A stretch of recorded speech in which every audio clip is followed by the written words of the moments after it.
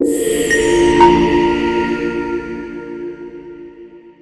guys, welcome to M-Pod, the fourth episode of M-Pod, the podcast hosted by Mehta Equities. And today we have our guest, Mr. Daylynn Pinto. He's the senior fund manager at Bandhan AMC. It's a pleasure to host you, sir. And today we're talking about various things. How does one invest? How does one learn to invest? How does one get into this industry? Probably we'll have a lot of fun conversations and a lot to learn from you. Sure. Great. Thanks for inviting me and having me on the show today. So we'll start very quickly. Probably let's introduce ourselves. We're from Goa. That's true. Very happening place, one of my favorite places. But most people over there dream about starting a cafe, a nice low-key cafe is what I want, or very nice shack, happening places. How did you get in the investment industry? I think the mistake I made was moving out of Goa for my graduation, and I came to Bombay for that. Nice. So Where did you I study? studied at Sydenham, Interesting. and I think once you get out of Goa and you see the fast pace of life here at that age, it does kind of make you think in terms of what future prospects are. So I think that's really how probably things changed, how my perspective changed from, let's say, wanting to be a by the beach, easygoing, going, Right. as most of us are, and I still am, to probably wanting to achieve a little more than what I could have possibly done in Goa, I would think. Maybe. But did you, maybe when you were doing your MBA, did you ever think that, at some point of time you'll be managing big money, you'll be, this is what I want to do, or was there a plot twist that came in? No, I think it's just a bit of good fortune. I got hired by a mutual fund, coincidentally, UTI, and that was my first job straight out of campus. And one thing led to another, and I started managing money Right. probably about 10 years after I joined. So it was quite a grind, to become an analyst, to cover sectors, to gain the trust of your seniors to give you that opportunity to manage money. And when you look at the industry today, and I keep telling everyone I meet the same thing, that back in the early 2000s, 2004, 5, 6, 7, a fund of 100 crore was the dream. For sure. Today a fund of 1,000 crores is not the dream for most youngsters I meet, right? And we're very fortunate, I think, both as an industry to grow to this size, and as individuals who are part of that industry to manage the kind of money we do. I think it's a great responsibility, and it's something we have to be thankful for, and more thankful to our investors who have put that trust in us to take care of this money, on their behalf. For sure. I mean, the way this industry has grown has been phenomenal. Yeah. But, being a senior fund manager, I'm sure your day is very hectic. Do you also check whether Nifty is in red or green every 5 minutes like we do? Well, that's part of the business. I prefer not to be honest. I think getting too obsessive about watching the screen is something that is hard to do when you're in this industry. But I Right. think the more you can stay away from it, probably the better decisions you will make over the medium to long term. So while I think all fund managers are obsessive, and we need to be obsessive about how the markets are moving, Right. it's not that it stops at 3:30. For sure. Most of us, before going to sleep, I'm sure, are all checking how the US markets have opened, and how things are moving there as well. So it's more of a 24/7 sort of mind space that keeps going on. But I think the most difficult thing for all of us fund managers is how to detach Yeah. yourself from the market for a few hours a day, and I think that's something that at least I try to spend a lot of time doing. And how do you do that? I mean, what does your day typically look like? What do you do for yourself after the markets? Yeah, so most of my detachment is post markets. Morning, it's not much time. We reach in early. So I think post markets, simple things. Try and play some sports, get your mind off everything else. Spend some time with the kids. I've got two young kids. Oh, nice. So that's pretty much how I try and spend 3 or 4 hours in the evening post the market, just trying to detach myself as such. And I typically refrain from meeting people and having conversations about the market uh, post the market. Cool. Next time we'll probably, ensure that we do it post 3:30 then. Anyways, probably we'll talk about your investment journey and the philosophy that your fund has. Maybe if you can shed some light on what is your typical investment philosophy. If I give you a blank slate today, then how would you go around building a portfolio? I think everyone's investment philosophy pretty much uh, is instilled in them uh, from the time and from the people that they work with, if you ask me. And the way your seniors are when you start your career, the way your research understanding builds up and develops, at the start of your career, I think is pretty much the starting point of what kind of investor you probably will eventually, turn out to be. At least that's how it has transpired, as far as I'm concerned. Uh, Having been an analyst for a long time, and having been in a fund house, and I think two fund houses now. Well, it's actually three fund houses because IDFC has now become Bandhan. I think one thing that I've been blessed with is a team of people who are patient, who are willing to take longer term calls, Right. who are happy to allow people to follow their own styles, whether you call it growth, you call it value, you call it quality, you call it, buy at any price. I mean, there are all kinds of terminology nowadays. Uh, and it's important for an individual to figure out uh, what is your strength and what suits you the best, Right. because all of us are different. And I might really want to be, let's say, a growth or momentum fund manager, but I really don't think I can be one. So I've succumbed to the fact that my sense is that I'm a true value guy, I'm a contrarian, and I'm willing to take pain, and I'm willing to hold stocks for a long period of time. That's what I feel, is best suited to my, style or my thought, frame, thought frame as such. So that's what, that's really the way I am. So I'm much more value focused. I'm much more contrarian. I always like to look at the downside more than the upside. I believe that the upside will get captured, once the clouds For clear. And when you do that, it's very difficult because you also tend to miss out on a lot of things that are sometimes right in front of you. So there are many times when people talk about certain companies or stocks that are going through a very good patch, and you just, because of the nature of your style of trying to be value or contrarian, you tend to miss out on those good sizable trades as well. Right. But like I said, over the long run, things even out, and you just have to accept it, and believe that your style will work over a period of time. So, just double clicking on the part where you said contrarian investing. Okay, it's something that I've been hearing about for a while now, but it's very difficult to go against the crowd. It's very difficult to go against, like you said, you come across a lot of opportunities which can be a huge trade, but it's very hard to go against this. And how do you then judge whether this company or this sector that you are betting upon is it genuinely undervalued or is it maybe just a value trap? You never know, to be honest, and I think that's where the patience and the ability to take pain comes into the question. I mean, just to give an example, our own fund that I manage, we started reducing our mid and small caps almost a year and a half ago, Right. at a time when we were in the biggest mid and small cap bull Right. market that we've seen Yeah. in the last 5 years. And it was completely contrary to what, I think general market perception and talk was right until probably 2 months ago, when now people seem to be a little more worried, a little more skeptical as such. And that did take a toll on, on us for a while.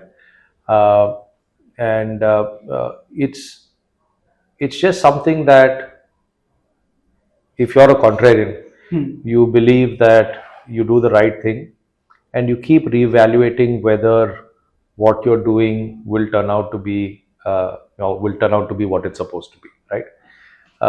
So there are times when you probably have to wait 2 or 3 quarters before your conviction is kind of vindicated. Right. Uh, and I think if you just follow a fairly disciplined approach in understanding that, I think first you can go wrong, and therefore keep trying to revisit whether what you're doing versus what the others are thinking out there is rational. Okay, it's a very difficult word in the market today, by the way, Right. rationality.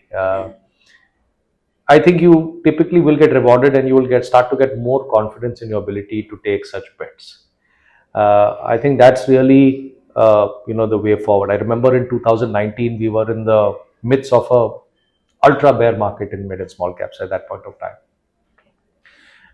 and we never changed our positioning in our fund. We were more overweight mid and small in 2019, despite the fact that we had what we called as a Rithik rally at that point of time. So Okay. it was, I know you seem that you've not heard the term. Yeah, Okay, I so it's haven't. quite a popular term amongst fund managers.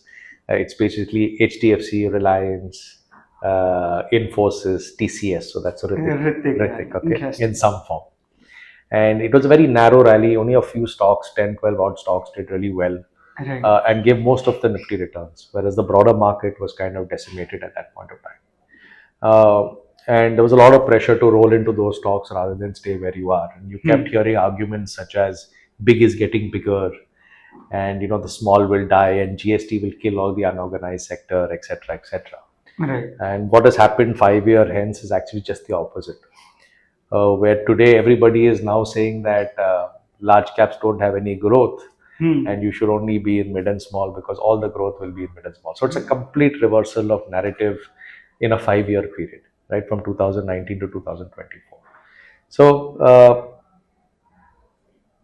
being contrarian is very tough. I Right. think it's more tough, and that's why people don't like it. It's very difficult to explain. It's very difficult to get people to believe you, because ultimately people want to see the past 1 year or 3 year returns before they start to believe you. And to my mind, if that's already on the sheet, the risk of going wrong is much higher than going sure. correct. So that's really how I think. Interesting. I mean, I still try to be contrarian. I don't happen to. I still like the instant gratification part Yeah. of things. Yeah. But No, we all do, even contrarians do, but it's just not how it works. so you've started as a research analyst. I'm sure in the last so many years of working, you must have come across n number of companies. There are over 6,000 listed companies, I suppose. Uh, the biggest challenges that investors face today are narrowing down what sectors and what stocks to pick up. Whether the stock is right, not right, whether we are in the middle of a rally, in the middle of a cycle, be it a business cycle, a value cycle, whatever. Uh, how do you start narrowing down the right sectors, be it a bottom up approach or a top down approach? What is your typical way going around? No, I think for investors in general, I think figuring out sectors really depend much more on what is the overall macro view that you're taking at a particular point in time. Right. I think that drives to a large extent the kind of sectoral allocation you want to have in your fund. So I think that's much more top-down oriented when you talk about sector overweighting, underweighting as such.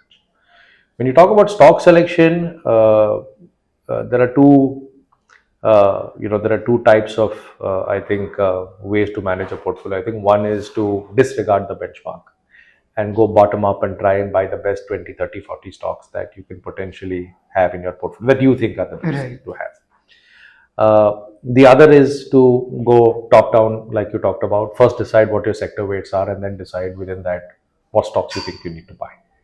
Right? Both methods work. I don't think there's anything right or wrong. It's just that they work very differently in different market conditions, to my mind. So, in a bull market, probably a bottom up could be much better alpha generator in some sense, and in a bear market, being a little more conservative, being more top down, understanding what kind of risk you're taking, what sectoral exposures you're taking might work better. Like I said, there is no right or wrong, but I think an investor again has to be comfortable with whatever approach he or she takes. I think that is the key. Right. Right. So whether you want to be a growth or momentum guy, whether you want to be a value guy, whether you want to be a bottoms up guy, whether you want to be a top down guy, ultimately you as an investor, your risk appetite, your ability to handle risk, volatility, all that comes to the fore. And like I always say, keep playing to your strength, and you need to know your strength. I think that's what you Correct. should spend most time focusing on, rather than worry about what others are doing. So, just trying to dive deep over here, you said that one should know whether they want to go top down or bottom up. You, particularly as a fund manager, as the market conditions keep changing, maybe sometimes the GDP does well, sometimes the consumption slows down, whatever it is. Do you keep changing your strategy, or is it one strategy that you pick and you're getting married to it? So I think that's what we're trying to do. And if you look at the last 7 years that we've been managing, you know, Bandhan Sterling Value Fund, just to take an example, uh, when we had a bear market in 2018-19 in mid and small caps, that was a time that we did not go and reduce our mid and small cap exposure, because we said, hey, the market here is getting very, very cheap. And we are overpaying for some of the large cap names, or some of the Ritik names as we call it. And although there was tremendous pressure to change the view at that point of time, as you can imagine, we stuck our neck out and just held firm, right? Today we are in a completely different scenario, and like I said, that over the last 18 months we've actually been selling as much mid and small cap as we could possibly. So just to give you a sense, we used to have a 20% large cap exposure 5 years ago. Today our large cap exposure is 60%. So that's quite a large change for a big fund. Correct. And again, we are sticking our necks out by virtually saying that, hey, we don't think there is too much value today in mid and small. We think there is reasonable euphoria that still exists in that pocket of the market. And we want to be in large cap. So this, I think, is the best example I can give you of us changing tact depending on where we see value, or where we see a contrarian opportunity, in some sense, that we've actually gone and done with the same fund, right?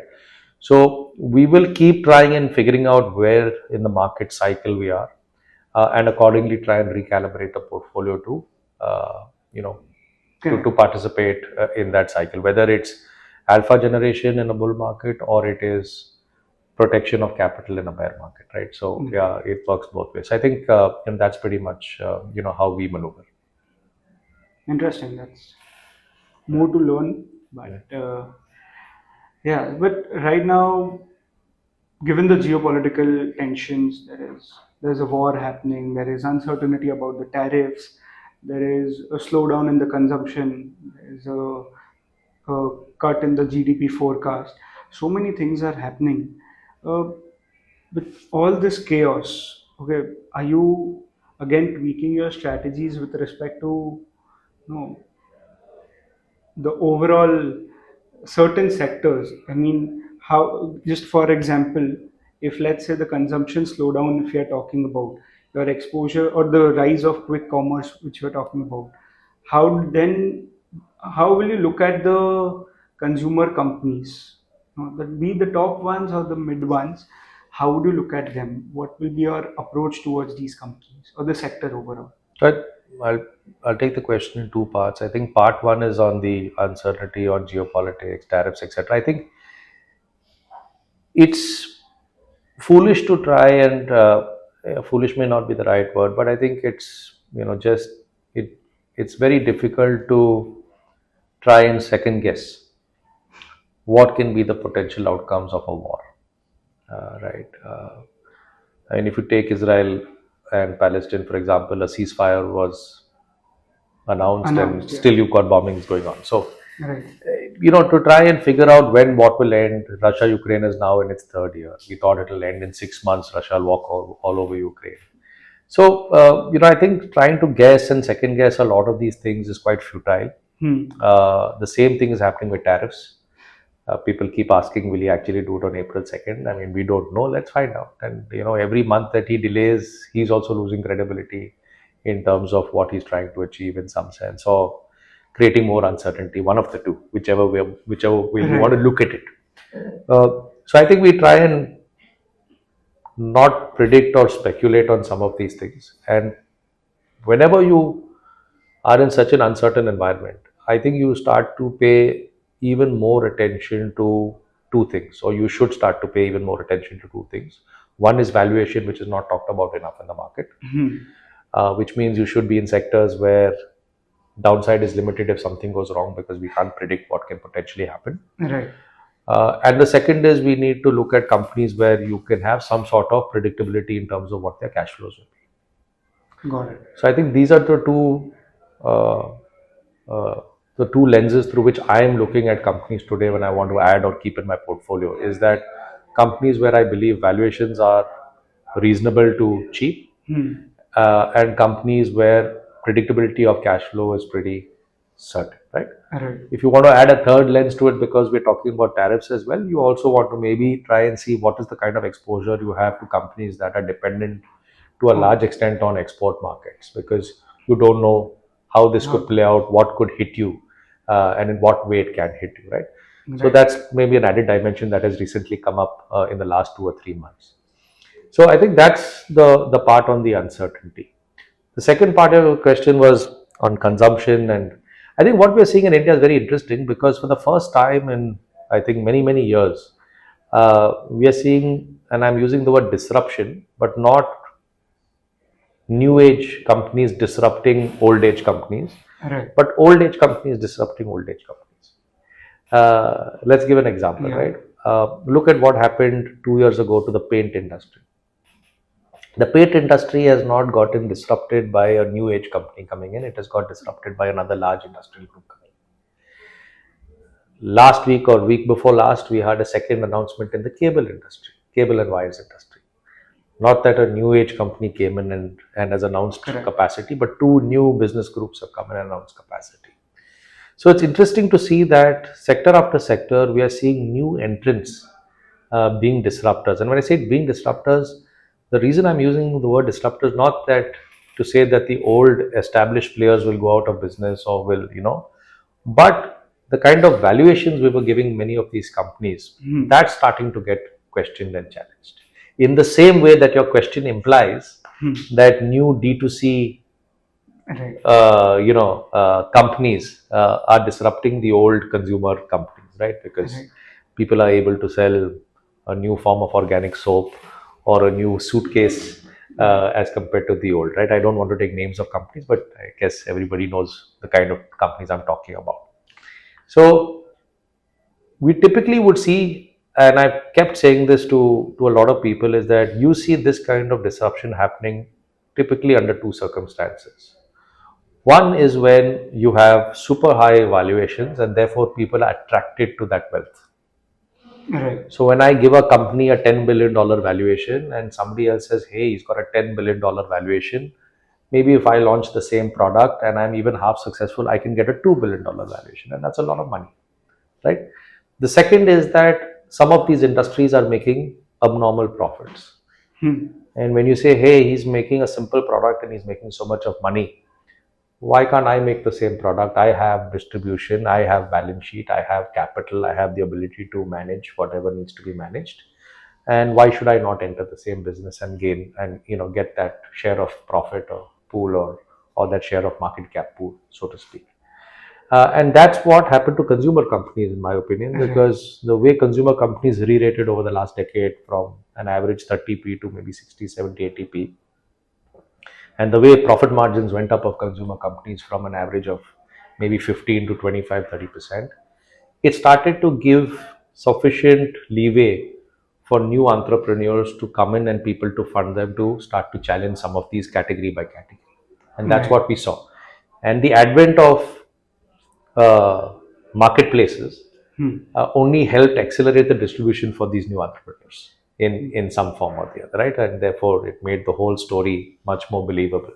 Right. Because otherwise, just imagine if you had to set up 100 distributors like a traditional FMCG company had to set up. Today, you just go to the marketplace and he distributes to 500 pin codes, for a cost. So I think that's been the big change, that it's not only been new age driven disruption, but it's also been some of the large business houses who have got attracted to either market cap or profit pools of many other traditional industries. Right. And we are seeing this across the board. I think what we are not ready for as Indian market participants is disruption in the way of this sort, because I don't think many of us have seen this over a long period of time. We are so used to believing that the leaders will always be the leaders, the small guys will always be small, no one will ever cross over, and maybe no one does cross over, but this kind of uncertainty does put a lid on how you think about valuations, how you think about market shares, how you think about profitability. Right. And I think that's a very interesting phase that we are all going through. It's a learning phase for all of us, and let's see how it pans out. I think it's an interesting space. Interesting. But I've heard you say that you're not a big fan of the new age businesses. I mean, the tech driven businesses, new age tech driven, I'll say. And rightly so. Some of the companies that have been raising funds have been at an obnoxiously high valuation. And as soon as they get listed, the retail and the listed side of the things usually bring them down.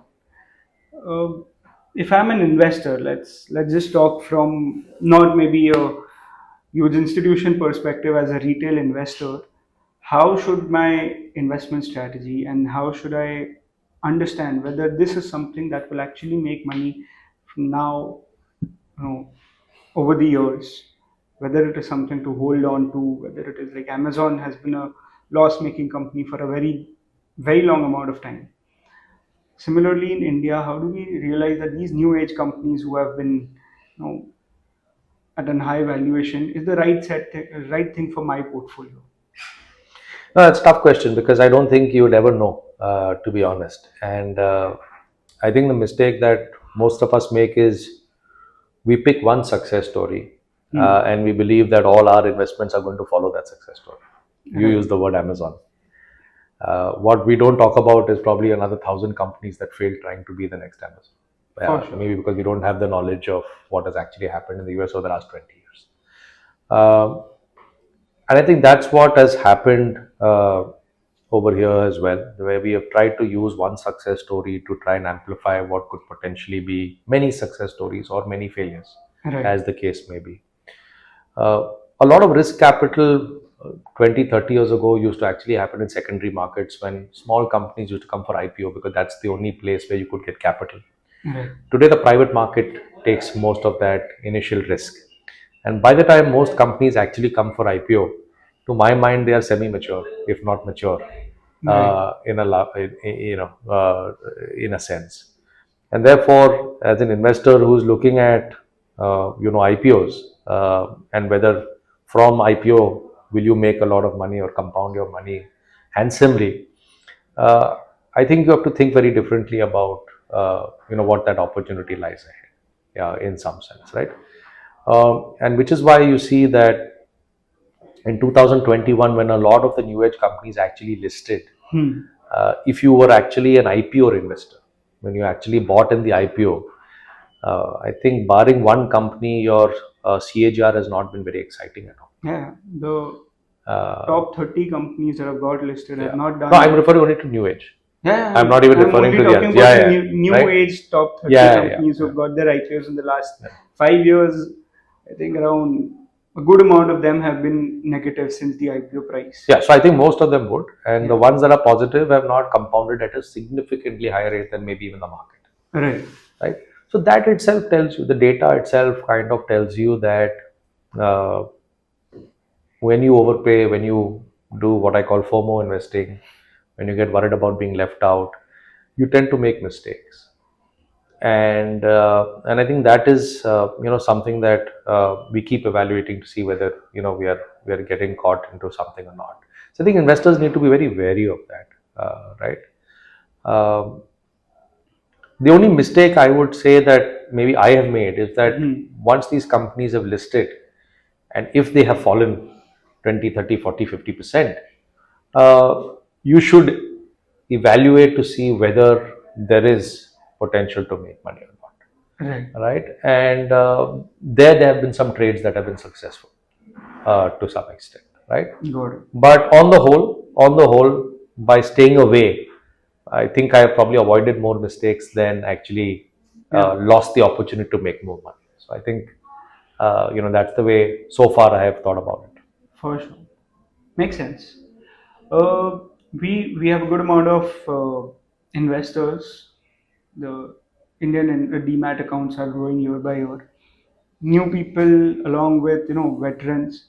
What do you think is one mistake that the retail investors make more often than not? Apart from the FOMO part, which we already spoke about, but what's one big mistake that you've come across? I think the definition of retail investors itself is a question mark. I don't want to offend many of my investors who have come into my mutual fund. They're all retail investors as well. But I think it's human tendency to get excited at the top and to get demotivated at the bottom. And we all do it. And make no mistake, fund managers do it as well. So I think that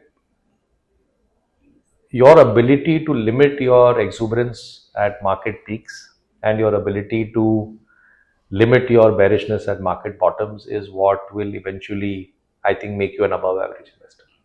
An investor that will be able to compound money higher than the market. Right. And that's easier said than done. But I think that's really very simplistically put what all small or retail investors should focus on. I think that's the first part. I think the second part that all of us as investors should focus on when we think about our personal wealth is, what is it that we are actually trying to achieve? Are we trying to maximize the return of our portfolio so that we look like a, a sprinter who wins the 100-meter race? Or are we trying to achieve a certain financial goal that we have set out for ourselves? And I think that is something that we all lose sight of when we are investing, because suddenly in the bull market, everybody wants to exit a stock or exit a fund or exit a PMS that they've invested in that has given 20% return because the next guy is given 30. Right. Even though when they have come into the stock or they've invested in that stock or fund or PMS saying that we want 5-year return of 15%. So it's quite strange that we all suddenly change our benchmark Right. midway, you see, and that's when we start to make mistakes. And that's the second most common mistake I find people doing, is that they lose sight of why they have invested to try and cross the finish line ahead of everybody else, right? And while one or two could be successful, majority of us will fail in this endeavor. Right. And I think that is something that as investors we all need to be very careful about. But it's very difficult to manage those expectations after you've seen this bull run over the last 4 years. It's very normal for people to expect 20% return, 30% returns, because stocks have moved that way.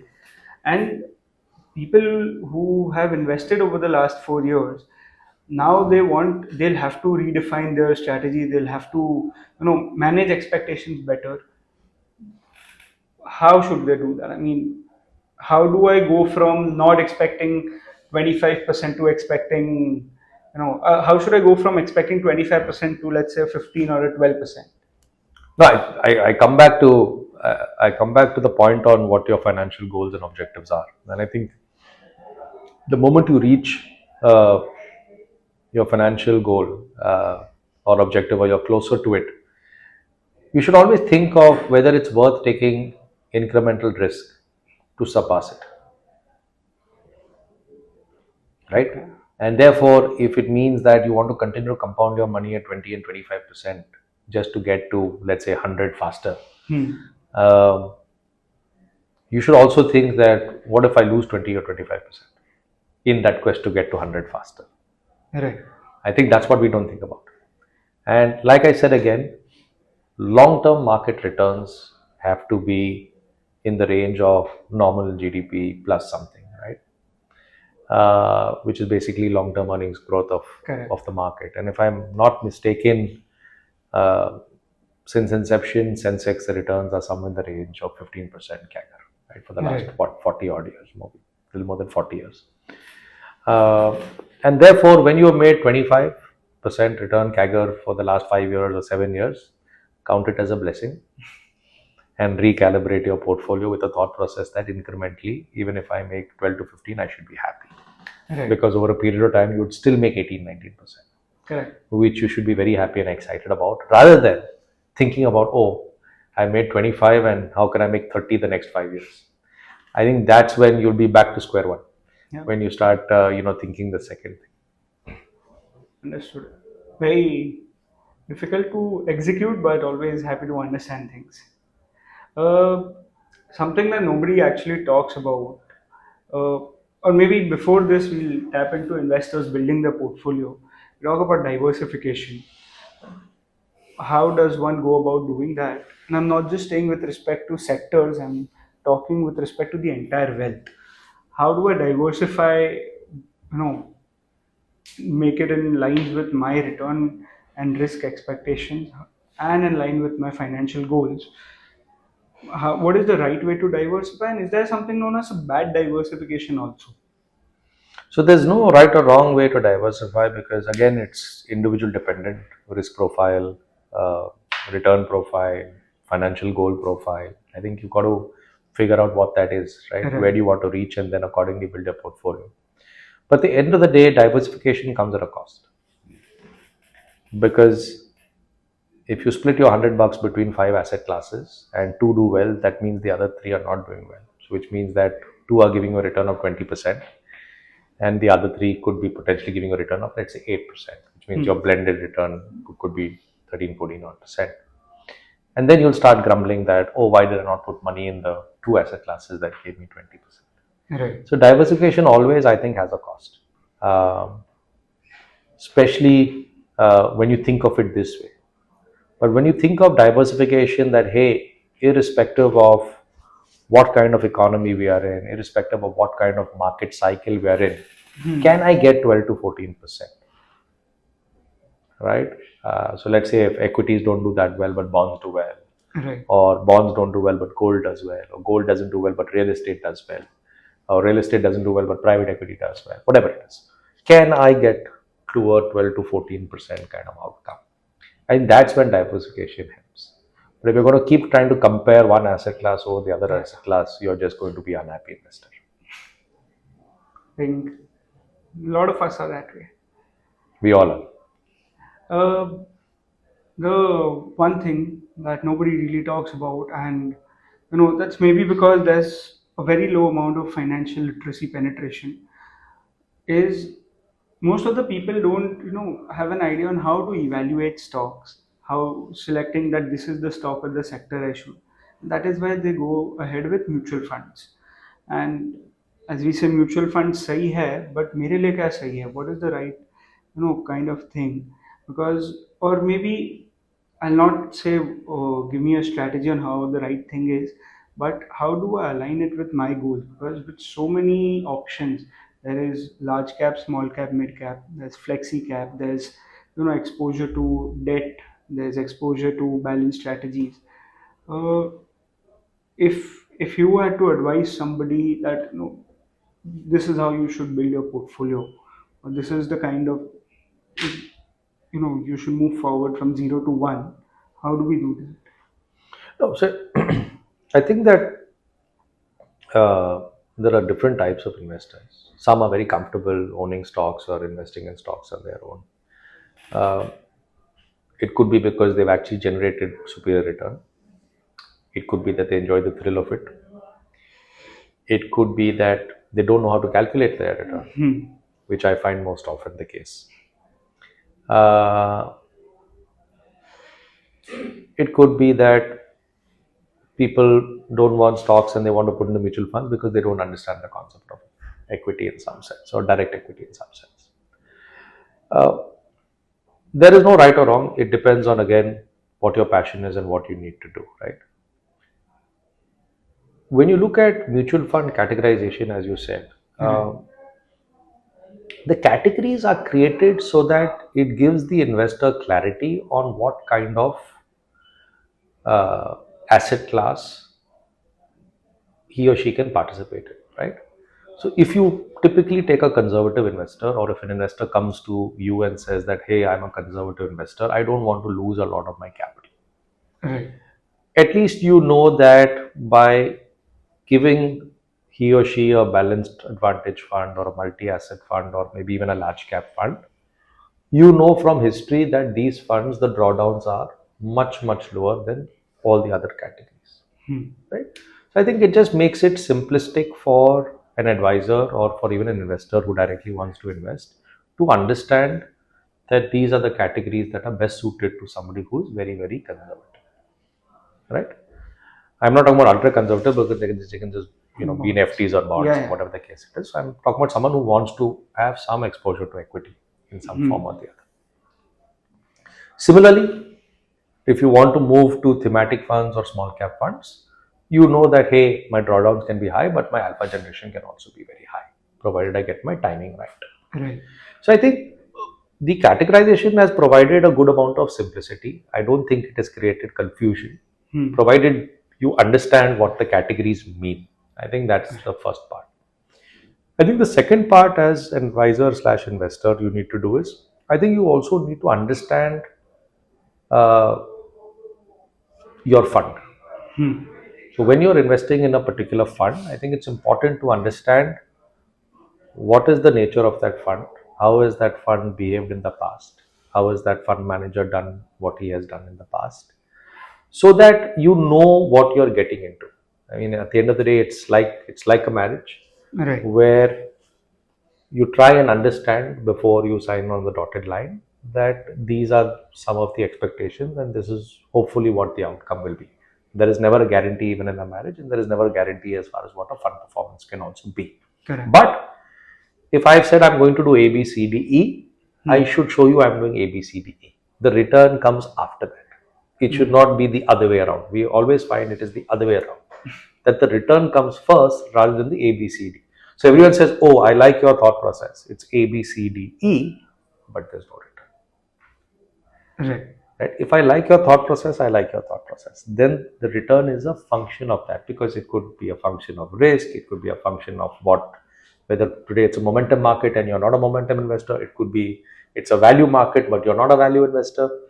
Right? So it could be a whole variety of reasons why the ultimate performance number varies. Right? But over long periods of time, if you stick to a certain philosophy and you stick to your guns, all these things we've seen typically even out.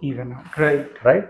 So I think that's where it comes back to know your financial goal, know your fund, know what is the kind of outcome you want, and don't get perturbed that if for a year or a year and a half or even 2 years, the outcome is not as rosy as your neighbor's outcome.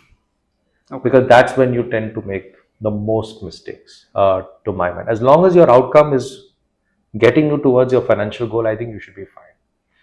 If your outcome is to beat your neighbor, then you're in that 100-meter race I told you, where you can't figure out before the race starts who's getting first to the finish line. Right. Got it. Your journey till now has been, I mean, you've seen it all, good markets, bad markets, you've had number of learning curves, I'm sure.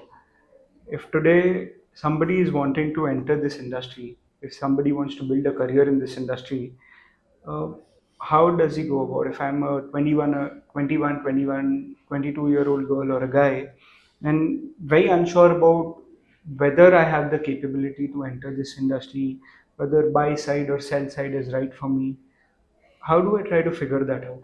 What would you advise them? Oh, I'm the wrong person to give such advice. But I think firstly, you need to have a passion for markets. Some of us were lucky; we were, thrown into the fire, and we had to develop our interest or love for the markets. But I think today, access to a lot of information is much more easily available to youngsters, and they're much smarter than probably what we were when we were in our early 20s.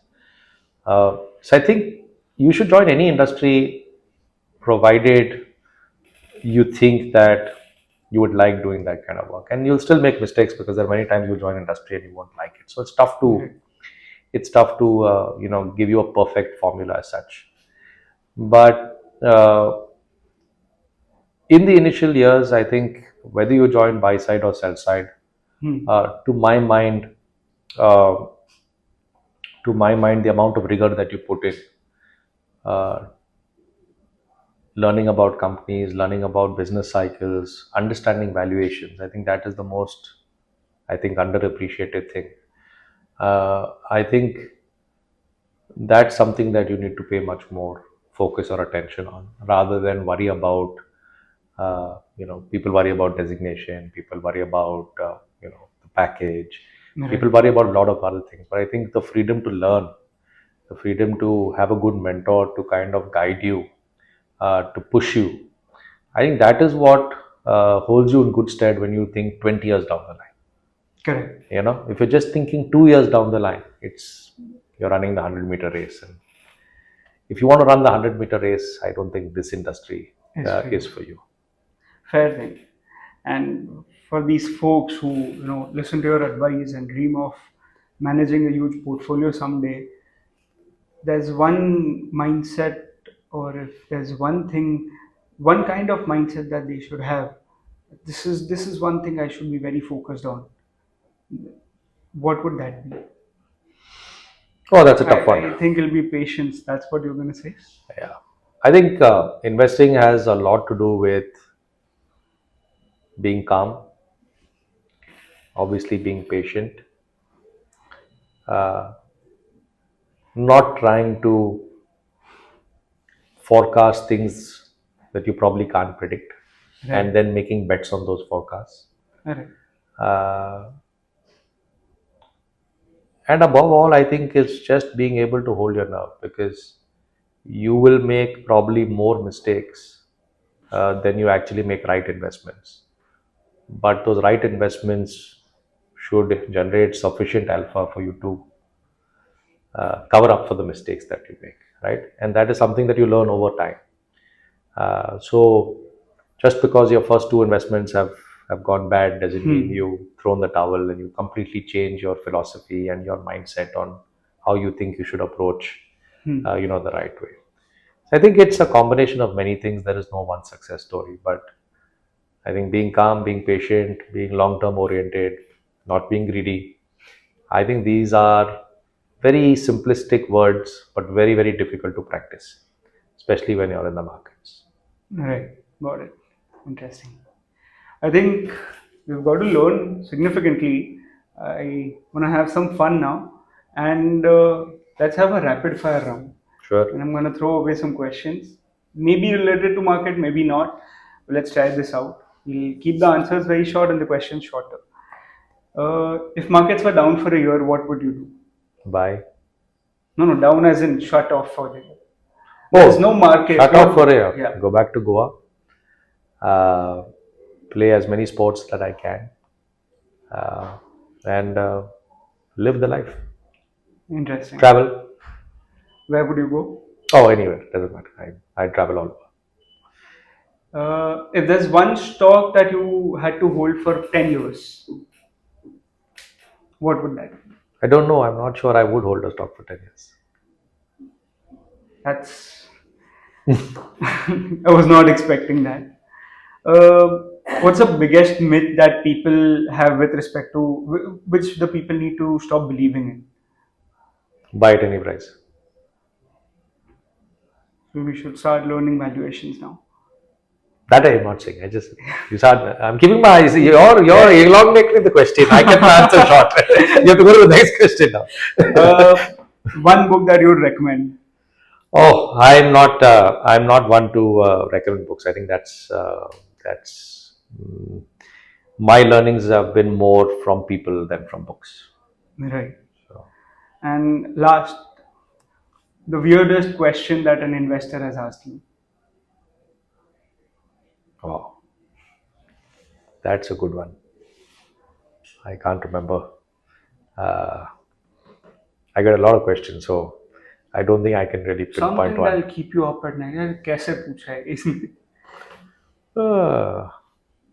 No, not really. I mean, I take everything with a pinch of salt. I think it's just part of the job, right? You get questioned, and they have the right to question you. You're managing their money, so you can't take everything to heart. Yeah, for sure. That's the way I look at it. Cool. I think this has been awesome. We actually got to learn a lot. We thank you for sharing your wisdom and, more importantly, to keep this conversation fun and engaging. Thank you so much for being here. Great. Thank you for having me, and to all your listeners, please don't bet your careers on what I said.